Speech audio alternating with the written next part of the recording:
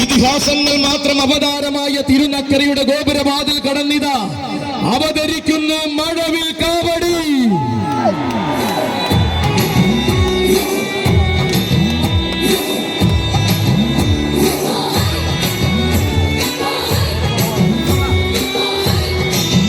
ആരുമാരും കൊതിക്കുന്ന ഐശ്വര്യമുള്ള മഴവിൽ കാവടി വരികയാണവൻ. ഗോപുരവാതിൽ കടന്ന് അവതരിക്കുന്നു മഴവിൽ കാവടി. ഇവൻ അഴകിന്റെ മഴവിൽ കാവടി. ആന കേരളത്തിന്റെ ഐരാവത സമൻ, സഖ്യ സുന്ദര ഗന്ധർവൻ, ഈരാറ്റുപേട്ട അയ്യപ്പൻ.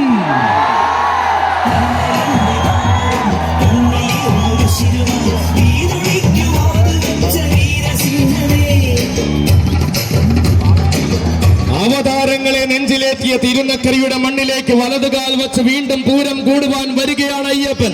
കോടനാടിന്റെ കൂരുരുൾ കാട്ടിൽ നിന്നും കോടമഞ്ഞ് പെയ്യുന്ന ഈരാറ്റുപേട്ടയ്ക്ക് കോടി പുണ്യം പകരുവാൻ കടന്നു വന്നവൻ.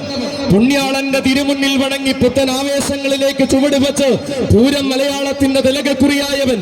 തേടി വന്ന കണ്ണുകളിലെല്ലാം അഴകിന്റെ പെൺപ്രഭ പതിപ്പിച്ച ആന കേരളത്തിന്റെ ഐശ്വര്യമായവൻ.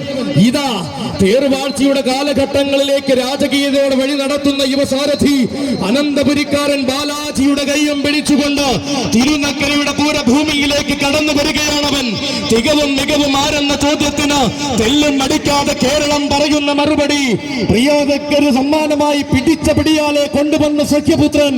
തികഞ്ഞ സന്തതിയും തികഞ്ഞ സൗന്ദര്യവും കൊണ്ട് പിൽക്കാലം തന്റെ പേരിൽ കുറിച്ചവൻ. ലക്ഷണക്കുറവിന്റെ പടിക്കെട്ടിൽ നിന്നും ലക്ഷണ തികവന്റെ സൂര്യ തേജസ്സായ ലക്ഷണ ശ്രീമാൻ ഈരാറ്റുപേട്ട അയ്യപ്പൻ.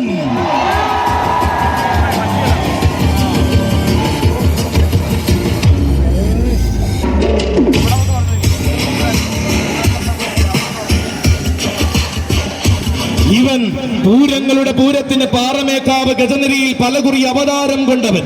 ഊരകത്തമ്മ തിരുവടിയെ പൂർണ്ണ പ്രൗഢിയാൽ എഴുന്നള്ളിച്ച ലക്ഷണ ശ്രീമാൻ. പൂർണ്ണ ത്രീശന്റെ മതിലകത്ത് പൂർണ്ണതയുടെ പര്യായമായവൻ. ഉന്നതിയുടെ സ്ഥാനമാനം നൽകി ഋഷിനാഗ് കുളത്തപ്പൻ സ്വീകരിച്ച നാട്ടാനച്ചന്തം.